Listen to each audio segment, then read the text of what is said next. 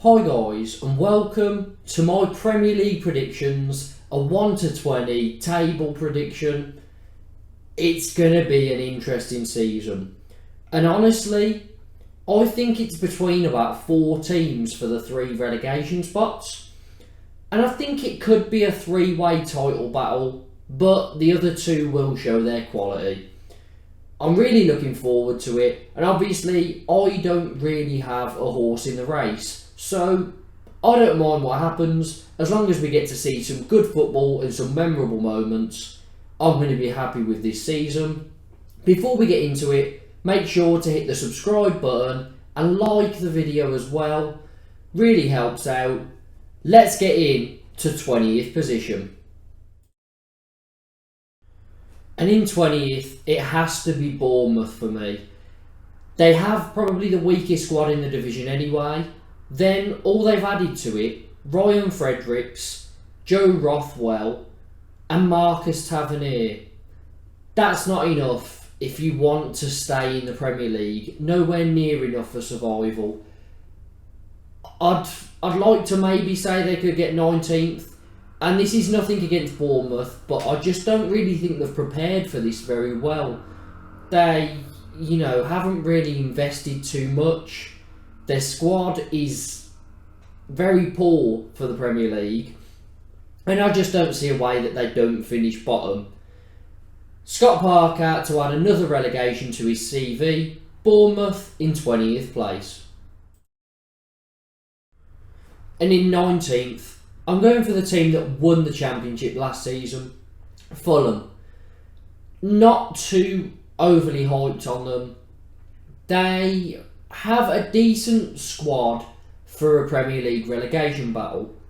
And I think they're either going to finish 19th or 18th, to be honest.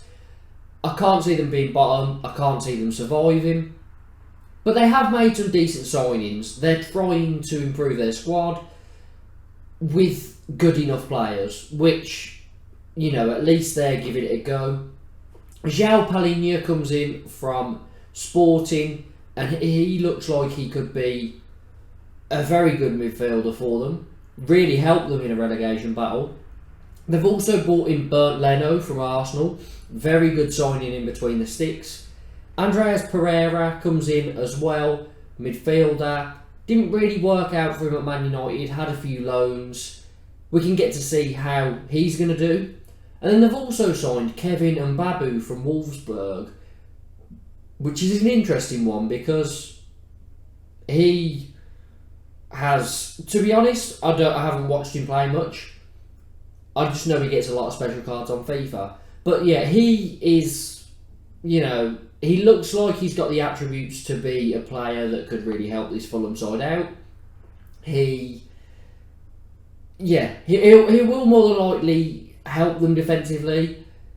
Good on an attacking front, full of pace, but again, I don't think that Fulham's signings are enough to stop them from dropping. Fulham, 19th. For the last relegation spot, I was torn between 2 teams, but I finally decided on Everton. And I can't believe I'm saying Everton are going to get relegated, because last season I had them finishing top half. Ancelotti obviously left, but I still believe that Rafa Benitez had a squad there that could do well. Last season was awful. Frank Lampard now, gets a full pre-season and a full season. He did say in an interview that the team's really going to have to get together if they want to avoid a relegation fight, and they're going to have to strengthen. Which isn't really what the players are going to want to hear, but it's honesty. So it goes both ways. Now, their business hasn't really been great. They brought in James Tarkowski. I think that's a good signing defensively. Will definitely help strengthen them because they've been very weak in defence, but the centre-back position specifically, for a few seasons now. The other signing they've made is Dwight McNeil, again, from Burnley. Bit of a weird one because he's got talent. He just doesn't have end product. He hasn't scored a goal in the Premier League. Really just struggles to get any goals or assists. But he can dribble past players, he's a good deliverer of the ball, so maybe if he's got someone to aim for, a few more attacking players, he can get some assists, chip in with a few goals. However, this is Everton we're talking about, and they have sold the only reason they're still in the Premier League to Tottenham. Richarlison got 15 goal involvements in 30 games last season, so a goal involvement every other game.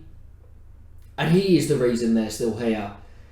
Dominic Calvert-Lewin will be back from injury, but if he gets injured again, where on earth are the goals in this Everton side? I just don't see them. There's nothing there. Demarai Gray can chip in with a few. McNeil might be able to do something. Then you're relying on Rondon, if he's even still there. I don't know. But their squad just looks very weak all over the pitch. So I'm going for it. Everton in 18th. And in 17th place, the team that I couldn't decide whether, they would get relegated or not, but I've got them just surviving. Southampton. Now, when I originally thought about making this video, Southampton were in my bottom 3. But after further consideration, I think they have an identity. I think the new owners that came in, they know what they want. They want to strengthen by bringing in young players who are going to be there for a while and to push them up the league. And they've spent a bit of money as well.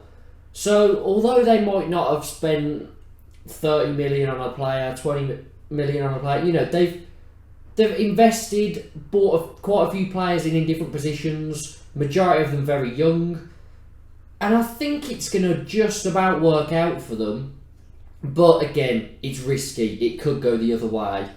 Now, the signings they have made, Sekou Mara as a striker and Bella Kotchap centre-back, both young, both ones for the future, but they've been identified as players that did well for their club last year. So they could feature this season and contribute. They've obviously got the potential. I know about Bella Kotchap because I signed him on Football Manager a few seasons ago, I believe. But yeah, there's these players that are very young, might not feature too much this season, but they're there, they have depth, they're going to be hungry to prove themselves. I think that's good to invest in players like that. Then they've lost Fraser Forster, but they've brought in Gavin Bazunu from Man City as a goalkeeper. I don't think that's a bad replacement at all. I think he is a young player from Man City. I think he will do very well for them and could end up proving to be an improvement. Whether that happens, I don't know, because Fraser Forster has been a very safe, reliable pair of hands in net. But it'll be interesting to see how Bazunu does. Then they've signed Romeo Lavia from Man City on a permanent. Brilliant bit of business as far as I'm concerned. Lavia has been in the under-23s for a bit. I think he has had a few first-team games for City. Was surprised to see him go, but I think that's going to pay off. I think he'll be very good for them. And then finally, Joe Aribo comes through the door. Very good season for Rangers last season, helping them all the way to a Europa League final, which he scored in, but sadly they couldn't get the job done and lost it on penalties. I think that's a brilliant bit of business. I really do. I think Aribo has the talent to be able to, keep them up, and then all these other players they've signed will all contribute towards that. I think Southampton have been very bold, very risky, but I like how they're playing it, and I think it will pay off. So in 17th, I'm going for Southampton. In 16th, I'm going for the lowest ranked side in this year's Premier League, the playoff winners, Nottingham Forest. I think they're going to be the only team that was promoted that is going to survive. And the reasoning is, they had a very good squad, I think, for the Championship. And add that with the manager, Steve Cooper, what a brilliant job he did going in there. They're really on a roll. They've got a lot of momentum going. And I think Steve Cooper is ready for the Premier League. Obviously, back-to-back playoff defeats with Swansea wouldn't have done him any good. He wanted to get there, but he dug deep, left Swansea because he thought, I'm not getting backed here. But then he went to Forest, he turned their fortunes around, and he did a brilliant job. Now, they have made a lot of business. They spent 85 million roughly. They've only lost Brice Samba in goal, and they've replaced him with Dean Henderson on loan, which for me is a good signing. Dean Henderson, when he was at Man United and playing, looked very good. So for a team that's just came up, that's a good signing in goal. Then Jed Spence and James Garner were obviously on loan with them last season. They haven't got them back this season, but they've invested heavily. Lingard has came in on a free. As far as I'm aware, it's a 1 year deal and the wages are very high, but it's a Premier League player that's proven. He adds a different dynamic to this side, a creative attacking midfielder who can chip in with goals. He's almost like a false nine in a way, Lingard. So he's going to be very interesting, I think, in this squad. Then, defensively, they've brought in Omar Richards, Nico Williams, Niakate as well. Some good signings there for their starting 11. And then they've brought in some others for squad depth as well. I think some of those signings are really going to do well. I think they'll be pretty good defensively as well. So, good signings there. In midfield, they've brought in O'Brien and Mangala as well. They should be good. You know, O'Brien was very good at Huddersfield last season, along with Toffolo, who Forest have also signed. And Mangala, I don't know too much about him, but I believe that he is going to be a good defensive midfielder for them. You know, someone who can put his foot in, win the ball a lot, good distribution. That's the feeling I'm getting. I haven't looked too much into him, but they have spent a decent amount of money, and I've got faith, basically. But don't take my word for it. Could be terrible. All these signings could be terrible, and they could get relegated. It's a lot of change. Up front, however, I am excited to see Awoniyi. Believe that's how you pronounce his name, but he was very good last season, and you know he had a good record, scored quite a few goals, quick, exciting, adds a different dynamic again. I think this Forest team are going through a bit of a transition with how they're going to play, but I think Cooper is a brilliant manager that's going to be able to keep them up. So for me, not as high as some people have them, but I also don't think they're going to get relegated. 16th place, Nottingham Forest. In 15th, I'm going with Leeds. Now, Jesse Marsch came in and he had a massive job on his hands because Bielsa had done so well for them, but it just started to slip up. Too many injuries, his squad was too thin, and they could not stop conceding goals. They were getting battered every week. They could barely score either. And he came in, and I think he did a very, very good job. If you look at his results, the games he lost, you'd sort of expect him to lose. Everything else, he was doing very well in. So I was impressed with what he managed to do last season. They have lost their two main players, Calvin Phillips and Rafinha. But they've got 100 million in for them. So, you know, that is a good bit of business, getting that much money for them. And there will obviously be bonuses in those transfers, so they could end up getting even more. They've signed 6 players. One is Gabby from Man City, young player, probably not going to get too much time this season, but I think that's one for the future. Then they've signed players in between 21 and 25 years old, so you can see what they're going for. Aronson from Salzburg had a very good record for goal contributions last season. He looks exciting, he's looked good in friendlies from what I've seen. So he should be an exciting player. Paired with Christensen, also from Salzburg. He is a fullback, and he strengthens their squad because they don't have much depth. So, it's a good player to bring in. And this may be a bit of a weird thing to say, but Salzburg produce a lot of very good players. Similar with Ajax. There are just these teams around Europe that produce some of the best players from the, say, not top 5 leagues. Salzburg are one of them. Look at the players that have came through their system in the last few, 5 years. I've got faith that signing these players is going to improve a squad like Leeds.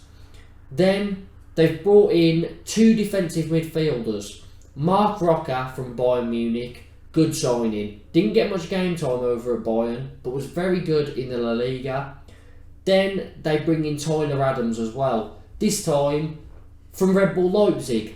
So again, a player that Jesse Marsch will have worked with at some point.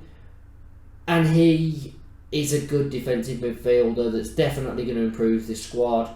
Those 2 defensive mids coming in place of Calvin Phillips, I think that's very good. Very good business there. And then the one I'm most excited about, winger from Feyenoord, Luis Sinisterra. Good, looks good from what I've seen of him over at Feyenoord. He fast, good at dribbling, good delivery, can score goals. He can do a bit of everything. He's what you want in a winger, really, and I think he will adapt to the Premier League very, very comfortably. I think this Leeds squad could finish higher than where I've put them. They could finish lower, but I can't see it. I think they'll be here or a bit higher. So for me, Leeds, 15th place. Now 14th, I'm going for Brentford. Thomas Frank did a brilliant job with them last season. They were so good, then they had a little poor spell where they had a lot of injuries. Then Christian Eriksen came in, and it all turned around again.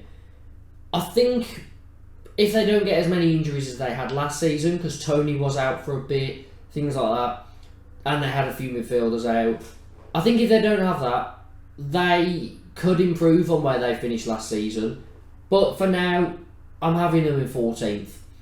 Now they've made some good signings. They lost Eriksen, which is obviously a big loss. And then they did also lose their backup striker Marcus Forss.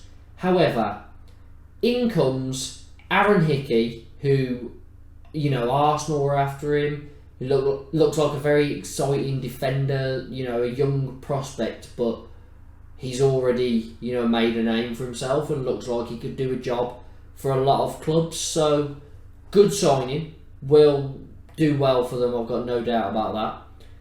Also, another young player that they've brought in, Keane Lewis Potter from Hull. He did well in the Championship. Should be able to adapt to the Premier League well. Again, in the attacking roles, it can be a bit more difficult because you are judged a bit more on your end product and your stats, but he should be good enough. He looks like a very capable player in the Championship that was exciting. He could take players on. I think he'll be able to do that in the Premier League and add a different dynamic to this Brentford side. One that isn't confirmed yet, but they are linked with, and they have had a bid accepted for, is midfielder Mikkel Damsgaard, attacking, creative, can finish. You saw that in the free kick he scored against England in the Euros. He will be a very good player if he goes to Brentford. Obviously that Danish connection that they have. And I think, to be honest, if he does join, he will be one of the signings of the season because he just looks like a very talented player that would fit this Brentford side so well. So I want to see that happen. I think it will be a great signing. Then they've went for some more experienced additions in the defensive areas. They've brought in Ben Mee, who we know how good he was at Burnley. They got relegated. They've lost pretty much their whole defence. But Ben Mee moves to Brentford. Good deal, experience, good head to have there in the dressing room. I think it'll really help strengthen this defence, and if they ever fall off track, he'll get them right back on it. And then Strakosha in goal. They now got Strakosha and David Raya, two goalkeepers that are capable at this sort of level. Because last season, David Raya was injured and their backup really struggled. He really, really struggled. And I think that was sort of what led to them losing quite a few games. He just didn't look confident at this level. Brought in a new goalkeeper because they've identified that problem. And yeah, they've made some good signings. I think again, they could drop a bit lower. They could end up in a relegation battle if Ivan Toney's not firing and Burmo's not making those runs. And they're not as solid at the back. But I've got all the faith that this Brentford team can finish higher. My prediction for now, not that I can change it, but you know, the transfer window is still open for a while. But Brentford for now, I've got in 14th place. I'm not going to spend too long on this one. 13th, Leicester. I'm not going to spend long on it because one, I think it's very controversial. But two, they haven't done anything in the transfer window, so it's the same team. Yes, they had some injuries last season, so maybe some of those players coming back will feel like signings.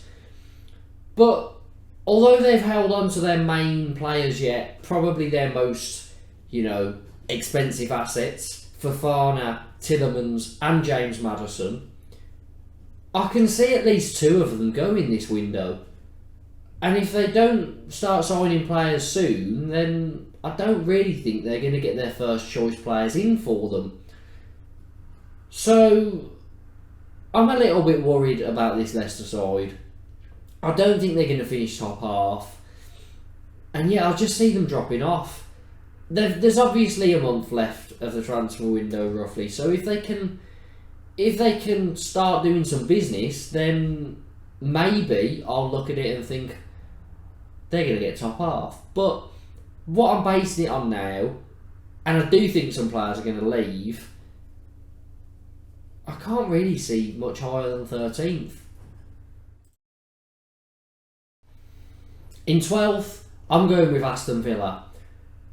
Steven Gerrard could be in trouble by the end of this season, or at some point this season, because I think if they don't get top half this season, they might start to look elsewhere. The only reason I'm saying that is because they are backing the manager. He does have a very good pull, so they're getting in some good players as well. And if he can't manage to get a top half finish with the squad he's got here, they might start to think that someone else could do a better job. Now, that's taking nothing away from Gerrard. I think when he came in last season, he did a good job at the start. Did seem to slip up a little bit. I've just realised that could be taken as a pun. But yeah, it started to go a little bit off track. And yeah, they didn't look as good. They weren't as strong defensively. They were struggling. They were losing to teams they should really be beating on paper. And you just started to question whether Gerrard was doing the right things. But he has been backed. They've made some good signings. Diego Carlos comes in at centre-back. A commanding centre-back. Going to be paired with Tyrone Mings, so I feel quite bad for him. But he will strengthen their defence. They've also brought in Philippe Coutinho on a permanent. Not going to be different from last season because he was there on loan. So they've just made that permanent. They had him anyway. So yeah, not much to talk about there. He did start well for them and then seemed to just disappear. I don't think he existed after the first 3 games for them. But yeah, Coutinho's there. Then they've also brought in, and this is a brilliant bit of business, Boubacar Kamara, midfielder, can also play as a centre-back from Marseille. Brilliant signing on a free. Could be the bargain of the season if it works out well. He strengthens that midfield brilliantly. I think that is a top signing. And there are a lot of clubs that are going to finish higher than Villa that were sniffing around him. So, brilliant signing. The Gerrard pull in full effect there. Interesting to see how he does. But for me, I'm worried that Gerrard won't do well enough with the squad that's in front of him. And I'm going for Villa in 12th place. Now in 11th, I'm going for Brighton. Graham Potter took them to a brilliant top half finish last season. Did not see that coming at all. And he is probably one of the best young managers in the Premier League. Definitely one of the best young English, but he, I think in a few seasons, will be at one of the big six, I reckon, because he's doing a brilliant job with his Brighton squad. He's really, really good. I like the way that they are investing in players as well.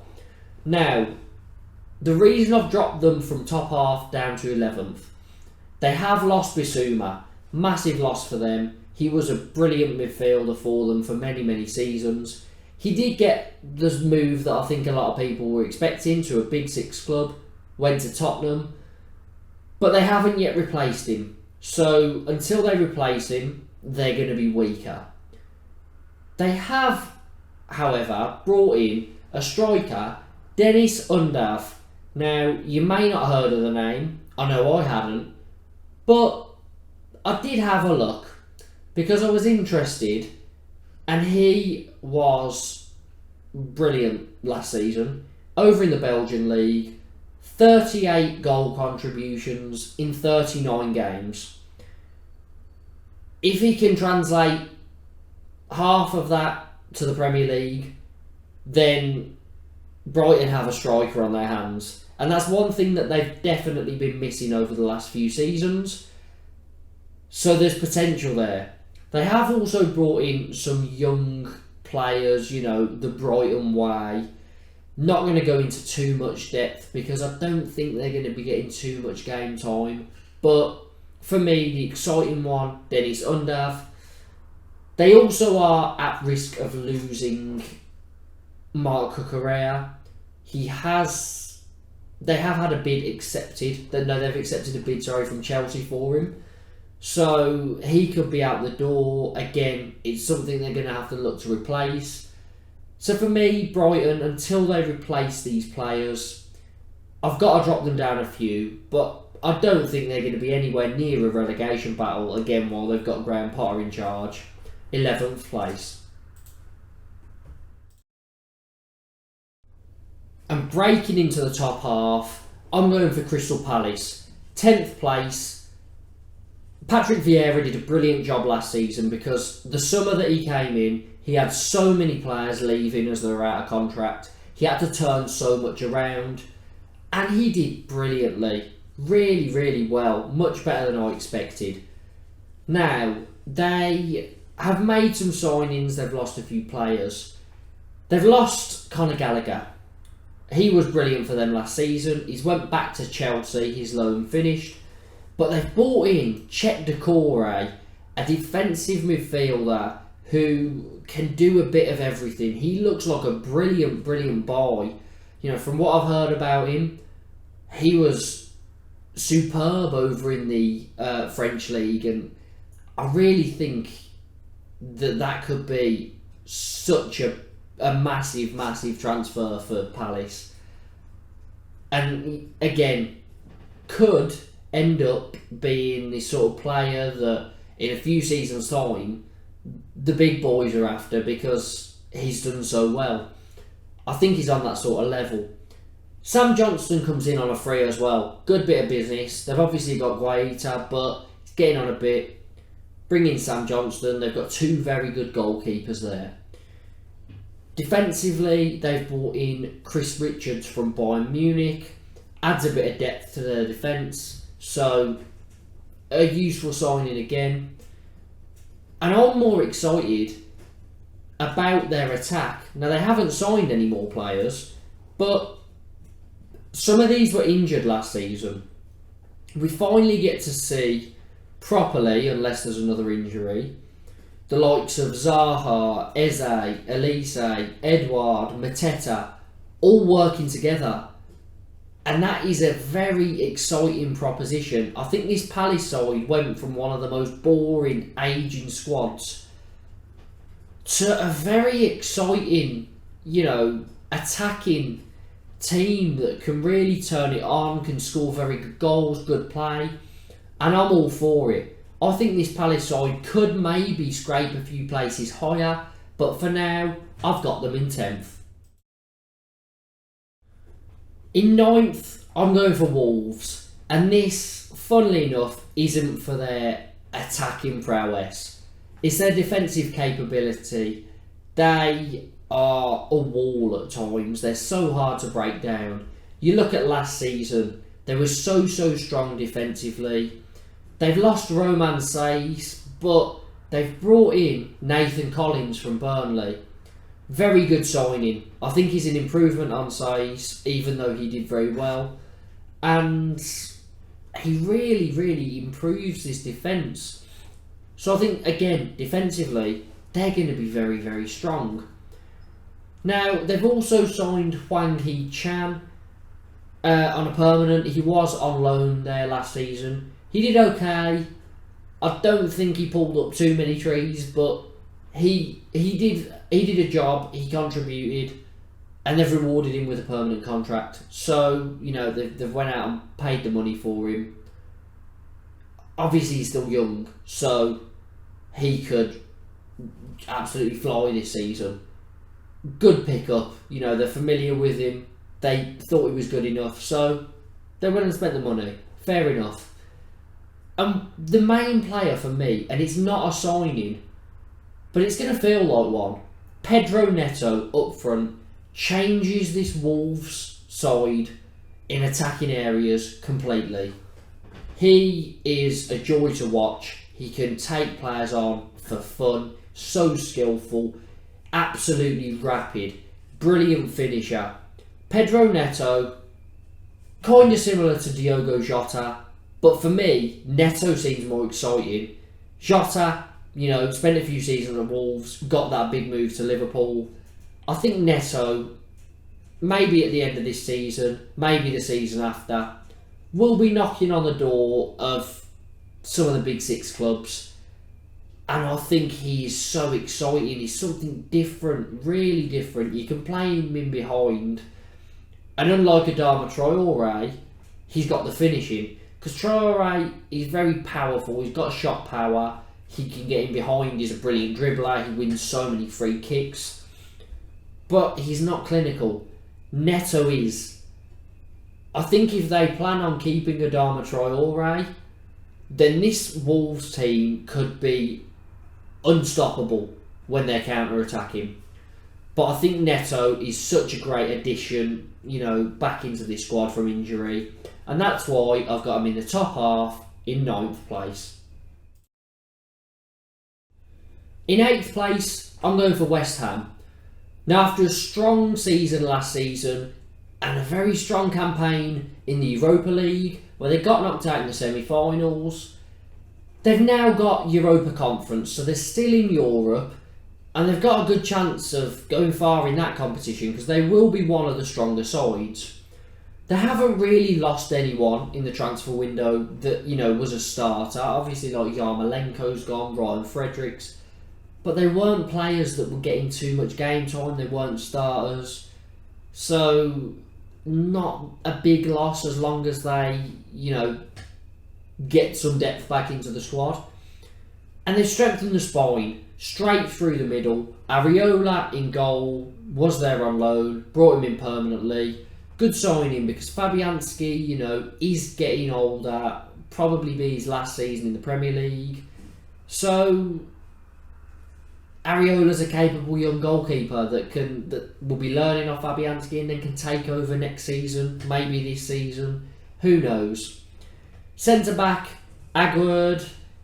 He looks like an interesting centre back to bring in. I think he did very well. Over in Ligue 1 last season. I don't know why I said it like that, but that's how they say it, so I'll be French for a moment. But yeah, he did very well over there. Flynn Downs in centre mid from Swansea, again, did well for Swansea. Might be a bit of a step up, but he'll learn. Soucek and Rice are one of the best partnerships, central midfield partnerships in the league, really. They're up there, probably about top 4 central midfield partnerships, maybe higher. So they've got a good central midfield. Downs will come in and learn a lot off those. And then up front, the one we're most excited about, I say we, I'm not speaking for everyone, but I feel like I am. Gianluca Scamacca up front, love the name, Italian in the Premier League, playing for West Ham. Bring back any memories. It's going to be interesting to see how he adapts.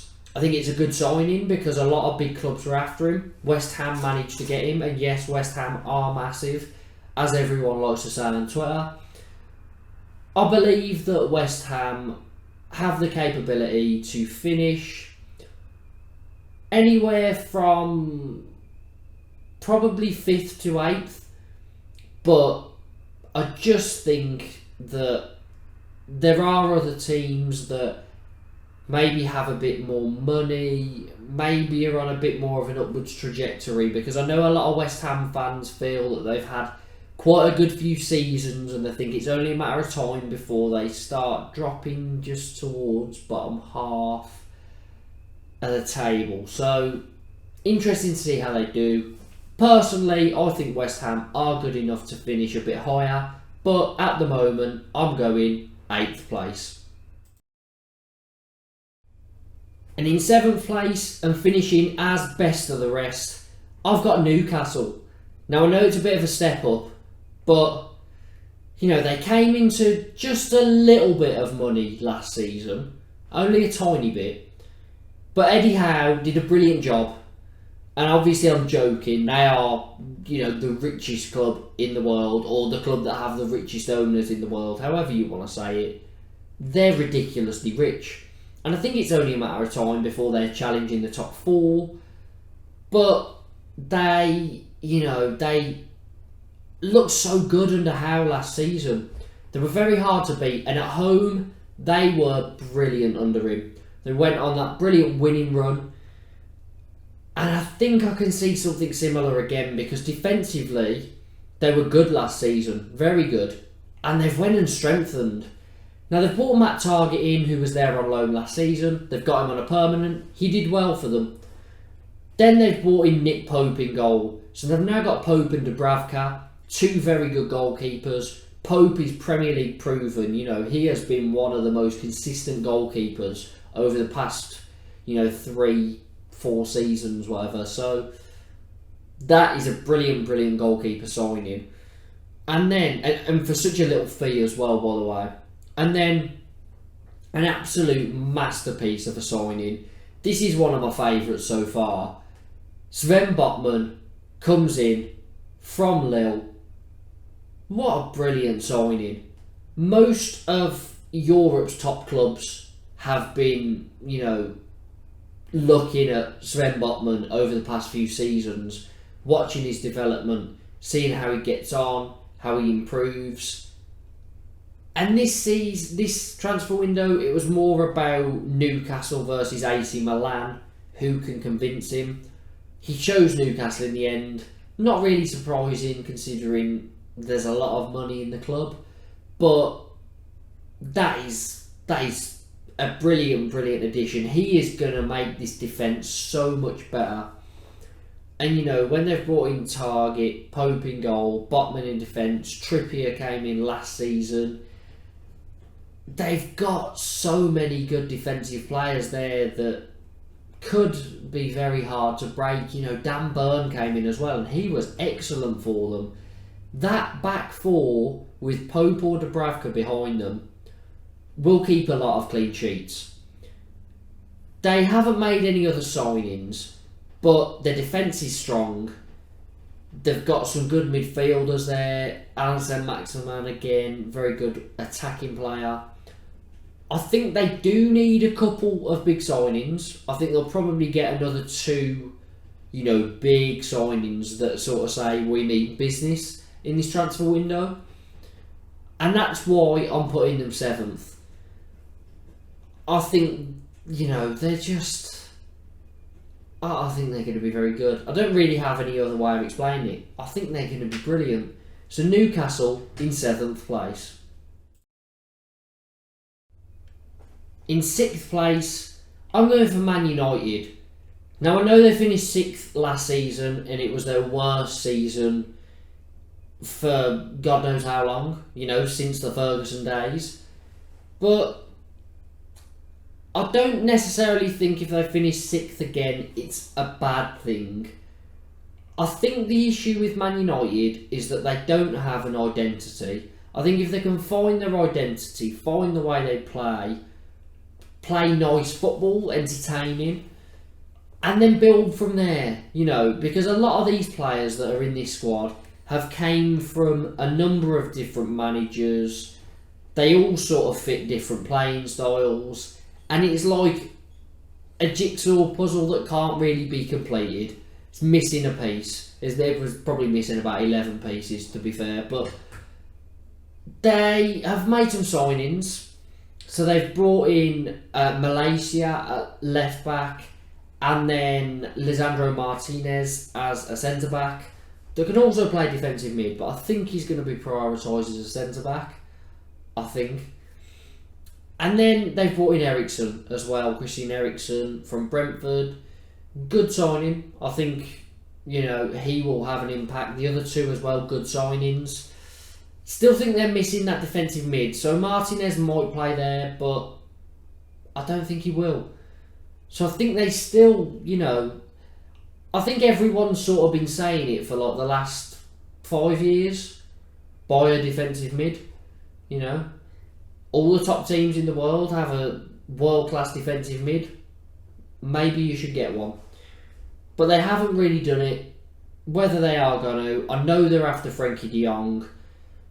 The issue with that whole thing is he clearly doesn't want to play for you because he wants to play for a Champions League squad. Ideally, for himself, he wants to stay at Barcelona.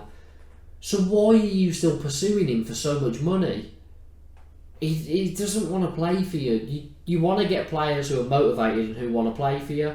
I don't understand why they're still chasing him, to be honest. I think they just have to go and look elsewhere. And then Pogba, let's all have a bit of a laugh about this. They lost him to Juventus on a free when he was very young, sign him back for 100 million, lose him again several years later, on a free, again, to Juventus, again.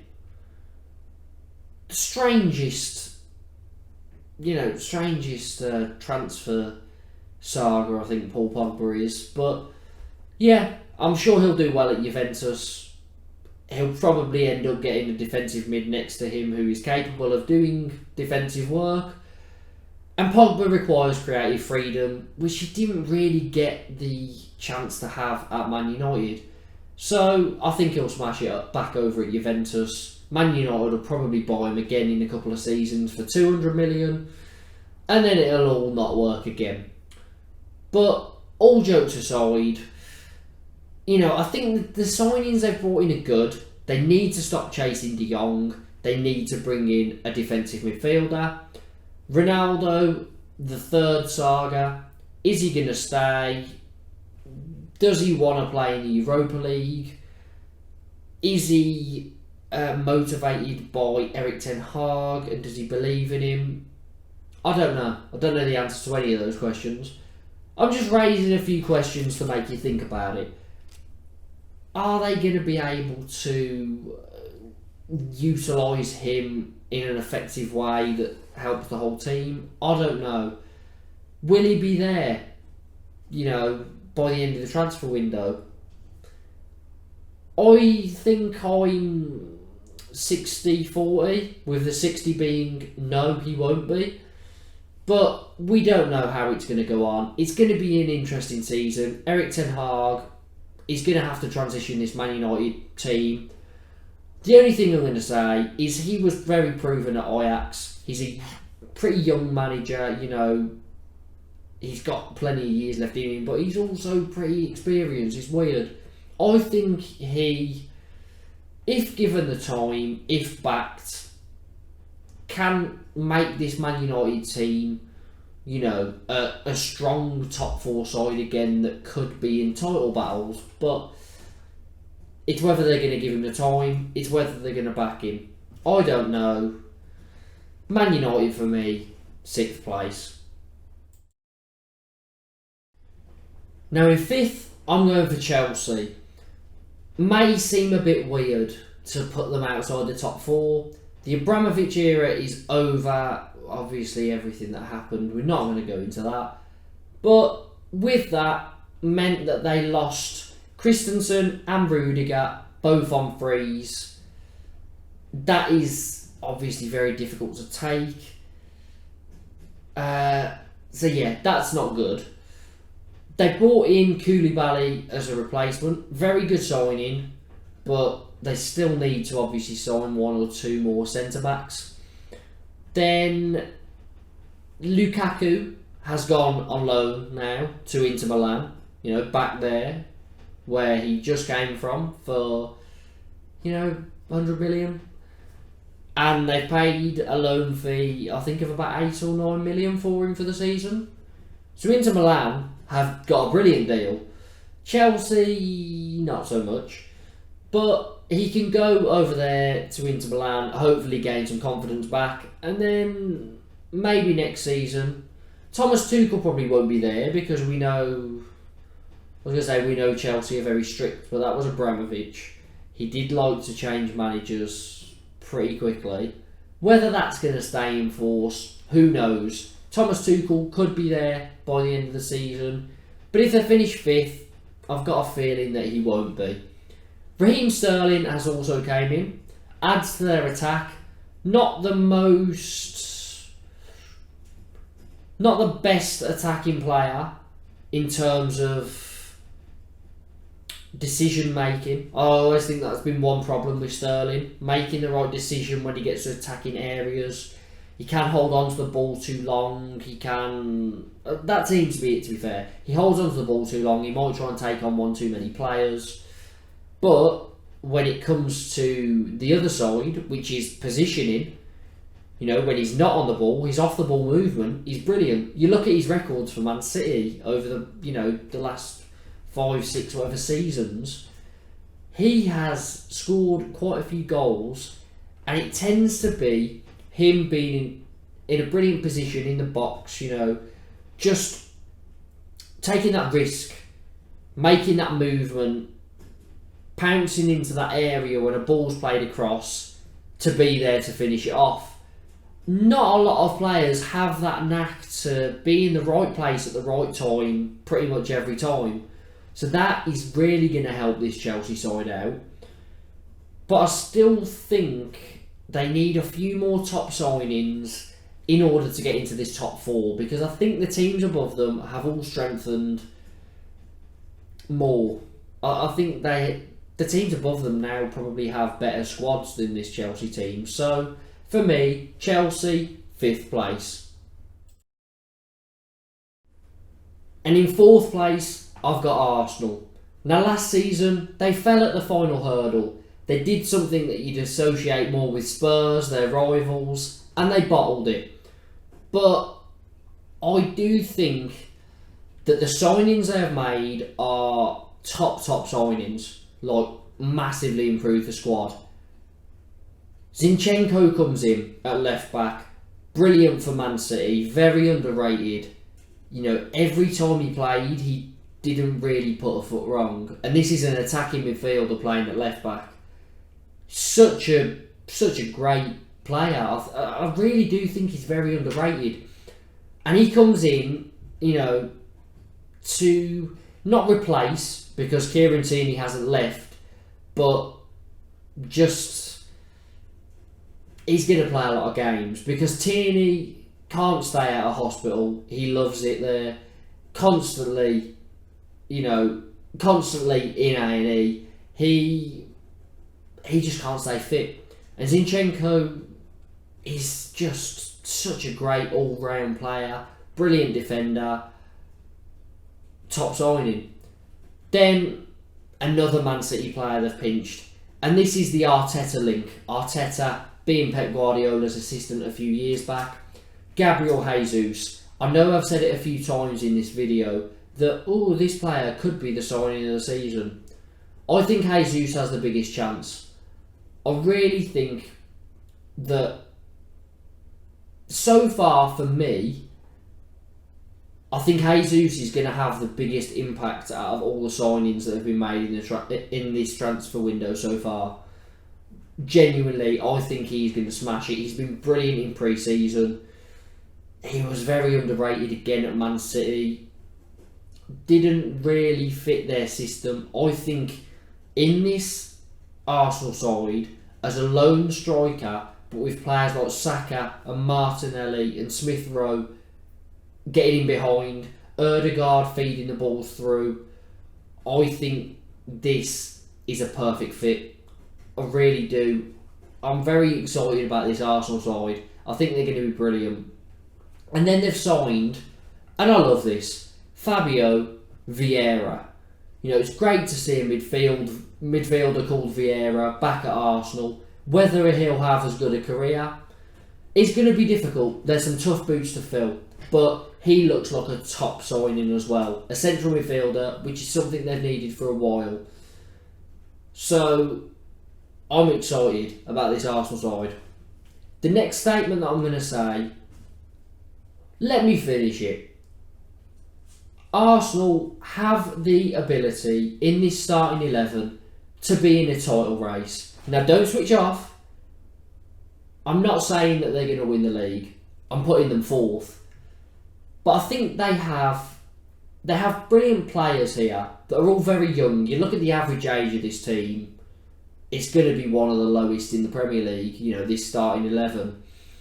But they are all so quality, they're hungry, they've got brilliant reactions, they're very quick, they can play great football. Something I've always associated with Arsenal for some reason are, you look at some of the goals they scored when Giroud, Aubameyang, Ozil, Wilshere, players like that were there. They are a very good footballing side. They've always had that sort of identity. And yes, I don't think they're going to win the league, but I think that they can push the teams above them. They can really put some pressure on them. And I think they will have a pretty high points total come the end of the season. Very excited about this Arsenal side. I can't stop saying it, but yeah, excited. They could finish a bit higher, but for now, this is my prediction. But with the current squad, I'm going for fourth place. In third place, I'm going for Spurs. And I genuinely believe that Conte has the experience and the tactical genius to be in a title race here. I was very tempted to put them second, but after a little bit of, evaluation, I thought, maybe not. Maybe that's too bold of a move, but I wouldn't be surprised to see it happen. They have Conte in charge, and he is such a good manager. Now, what do you associate with Conte? Obviously the five at the back, but he makes teams so hard to break down. And when you've got players like Harry Kane, Heung-min Son, Kulusevski, and then new signing Richarlison as well at the top end of the pitch, you're going to be scoring a lot of goals and not conceding too many, which obviously means a lot of wins, which obviously means a top 4 position and a title race. That's sort of the way it goes. Now, Man City and Liverpool have set such high standards over the last few seasons, but if they drop off 5%, maybe even less than that, to be honest, Tottenham could be in there. So mention that they've signed Richarlison. Don't know if he's going to be starting straight away. Think he'll work his way into the squad. Brilliant bit of depth anyway. They have a stacked attack now. Then you move into midfield. The signing of Yves Bissouma. What a brilliant, brilliant signing. We've already mentioned in this video, obviously, because he left Brighton. But that is a top signing. And their central midfield now is so strong. You know, in there, Bissouma, Højbjerg, Bentancur. There's good players there that are really capable of stopping attacks. You know, getting the play to go forward to obviously your attacking players that are going to be doing a lot of damage. I don't think they're going to concede too many goals this season. And I wouldn't be surprised if they conceded the least amount of goals out of every team this season. Because in defence, they've added Clement Lenglet from Barcelona on loan. Very good signing. Him, Romero, Eric Dyer. They've got Davinson Sanchez. They've got Ben Davies, who's been playing centre-back. They've got a good crop of centre-backs there. And under Conte, they will be so strong. And then finally, the wing-back positions. So vital, the wing-back positions in Conte's system. Perisic, on a free. What a signing. He's going to do very well in the Premier League. I've put him in my FPL because he's a defender. I think that he is a top signing, full of experience. But he's so deadly in attack as well. He's another player to add to that list. And then on the other side, Jed Spence. Now unproven in the Premier League, but did well in the Championship for Nottingham Forest. Looks like a very exciting player. And I think he's got the capability to be in this Tottenham squad and nail down a position.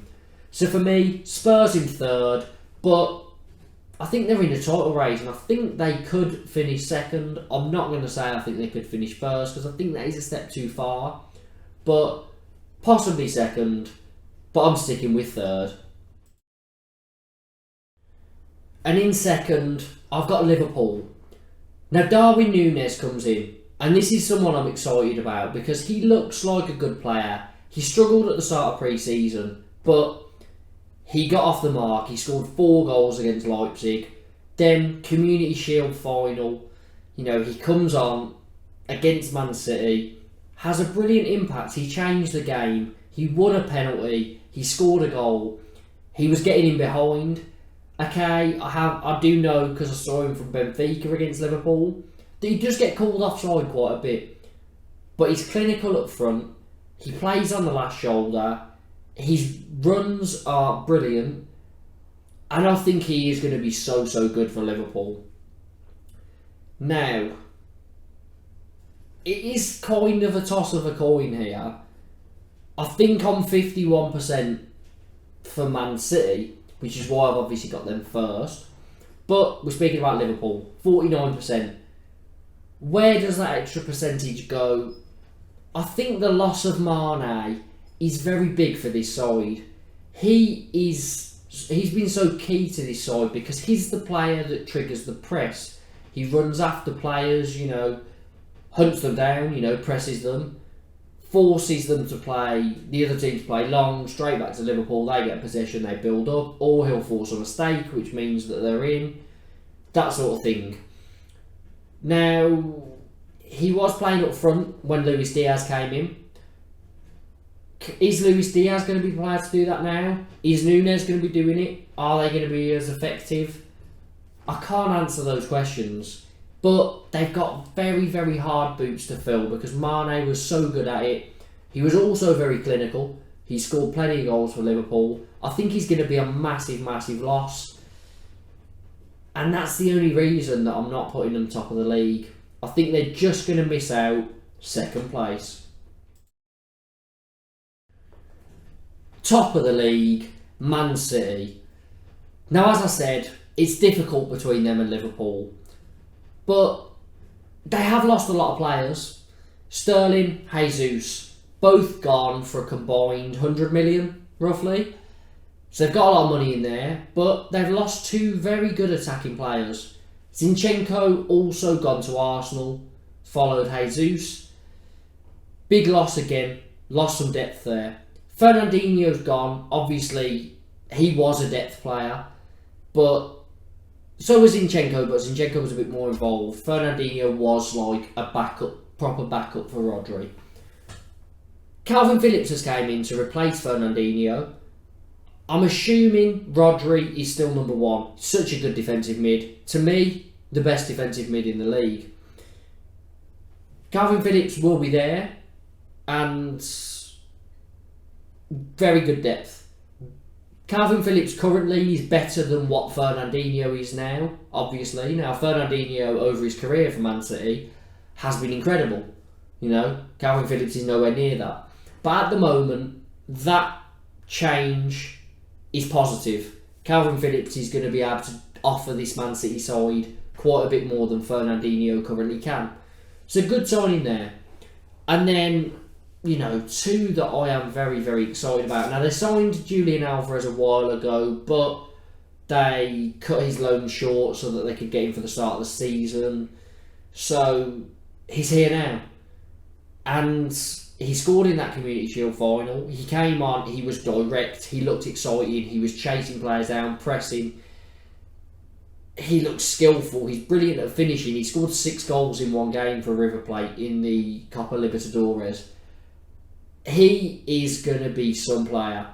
And I have no doubt about that because it's Man City that have gone and scouted a player from South America. And I just think that's going to be a very, very good pairing. So he comes in, very excited about that. And obviously, Erling Haaland comes through the door. The biggest name signing of the transfer window so far. This is a player that has been seen as the next player to carry the torch, from Ronaldo and Messi to Mbappe and Haaland.